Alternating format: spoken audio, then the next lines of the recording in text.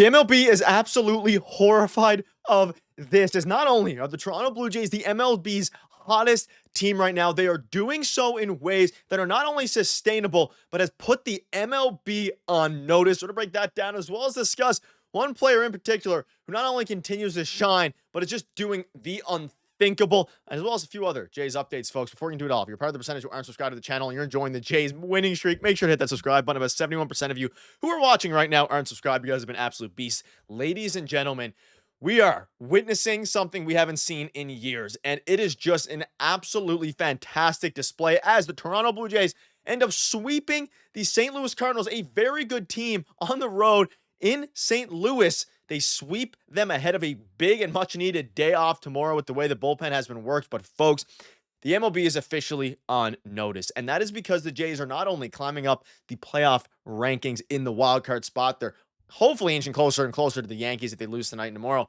But man, they're doing so in ways that are just absolutely gritty. And for the first time, and I've been talking about it on the channel a lot, for the first time in a while, this team just looks. You go down 1-0 in this game early. You go down 2-0 in this game early with Eric Lauer on the bump. You know the Jays are going to come back. They are feeling it so much right now. You just know the Jays are going to come back and win the game. And guess what? They put up a 5 spot. And let's dive into the game today. Bichette 1 for 3, Vladdy 2 for 5, Kirk 2 for 5. I mean, in a game where, again, you're facing a lefty. So Will Robertson, who I guess I was wrong, or the report was wrong.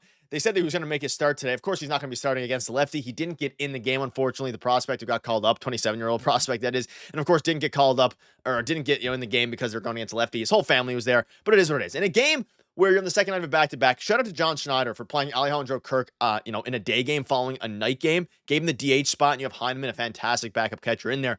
Vladdy, very, very good game. Bichette, very, very good game. Kirk, another good game, a couple singles there.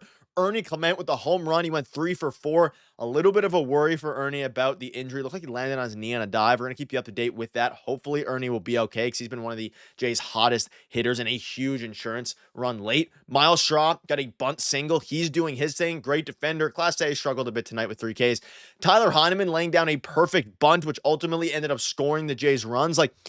Everything is clicking right now. Every decision John Schneider's making, although some of them are a little bit sketchy, like yesterday, putting in Jeff Hoffman there for the 1 out, they're all working. And it was a tough game today. It was a tough game. You're coming in, and in previous years, the Montoyo sweep where you win 2 out of 3 or 3 out of 4, the Jays would be complacent with their first couple of wins, and you wouldn't need, the sweep. This year, the Jays were gunning for the sweep, and this was on their bullpen day, ladies and gentlemen. Their bullpen day of Eric Lauer and Spencer Turnbull. I'm very excited to talk about.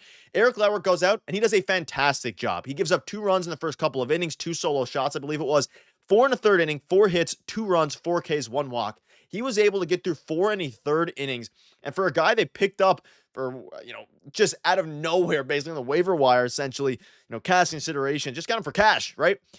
He's been dominant, and not dominant in the sense of, unbelievably, insane. Maybe dominant's not the word. He has been absolutely perfect in the role that he has been playing with this Toronto Blue Jays team. He's been a beast, and all you could ask for is 4 1/3 with 2 runs. He's been much better than Bowden Francis has been, and if you keep this game close, if you keep these games close, something that, Bowden Francis hasn't really been able to do lately, you're going to give this team a chance to win every time. You're down 2 runs in the second inning, does not matter. This team's going to come back and score, and guess what?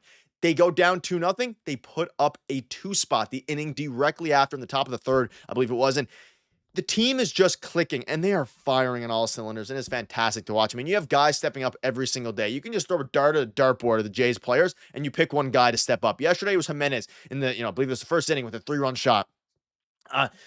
Today it was Ernie Clement, 3 hits, 1 home run, maybe in the second inning for Jimenez yesterday. So many games of baseball being played. It could be, Alejandro Kirk another day. Vladimir Guerrero Jr. hit a big single in today's game to give some more insurance runs. Bichette, one of the best hitters with runners on in scoring position in baseball. Everybody is contributing, and you pair that with the fact that the bullpen got the job done. Brendan Little's been scuffling a little bit, not in necessarily a bad way, but he's fighting every single outing. 31 pitches today, but he got out of it with the tying runner at the dish. Yorio Rodriguez in a day where the bullpen is absolutely gassed. They don't have Jeff Hoffman. Guess what he does? He comes out, has a 1-2-3 inning, and throws 99 to strike out the last hitter of the game. I mean, you have guys from top to bottom contributing. This is without Dalton Varsho. This is without Jimmy Garcia. This is without Nick Sandlin. and you're able to win a bullpen game to complete the sweep. We are seeing things that we haven't seen in a while, and that's why the MLB should be horrified of this. The Jays don't even have Vercho. They don't have some of their best bullpen arms.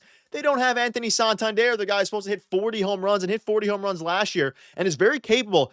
And I'm not going to, he's been bad this year. He is very capable of coming back to this team and just being a dominant force. I truly believe that when he's healthy. Man, oh man, what a fantastic, fantastic game. A few other things, and I want to circle back to this quote following yesterday night's game. Chris Bassett said he feels blessed to be here. He's proud of the team and how everyone is playing together.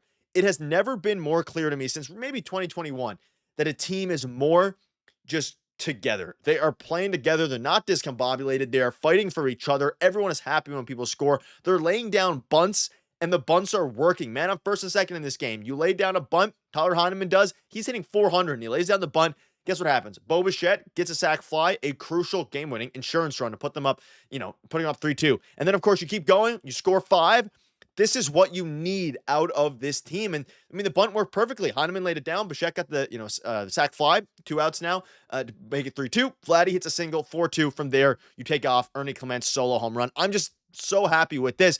And, of course, coming into this game, Alejandro Kirk, who had a very solid game, albeit more quiet than usual lately, he's hitting over 350 with 2 strikes, and he has been someone who's horrifying the MLB as well. And, of course, I touched on this in this morning's video a little bit. Like, he's such a good player. And when you have, things have to go right this year, you're going to have some breakouts.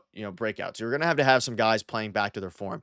You're getting that. Ernie Clement, unbelievable, borderline breakout year, right? Just fantastic. Miles Straw, he's contributing. Tyler Heineman, insane year.